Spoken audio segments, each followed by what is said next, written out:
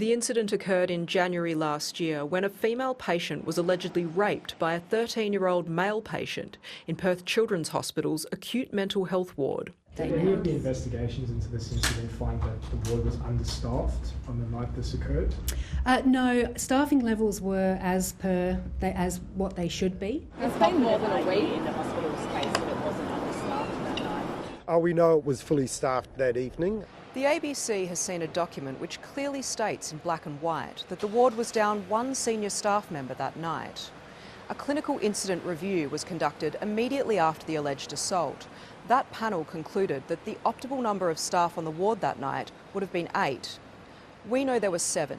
Because the shift coordinator called in sick, a more junior nurse took their place, and as no replacements were available, they had to pick up the nursing patient load themselves. The report found that acting shift coordinator lacked adequate experience, which may have contributed towards some of the miscommunication on the evening, and that insufficient staffing was one of a constellation of factors which combined to contribute towards the incident. The ABC has spoken to a former Perth Children's Hospital worker who says junior staff did call security on that night, but they didn't stay.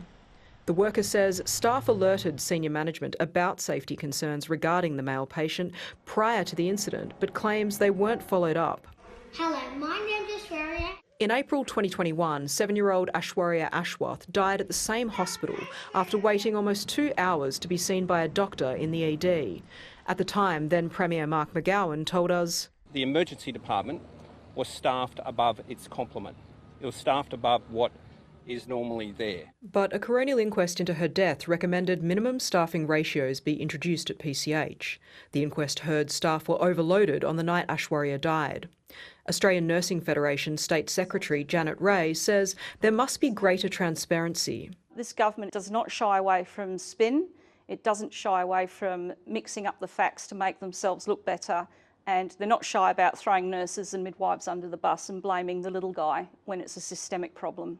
In a statement, the WA Health Minister said the ratio of nursing staff to patients that night was 1 to 2.4, which was higher than what the union wants implemented as the minimum standard. Rebecca Trigger, ABC News.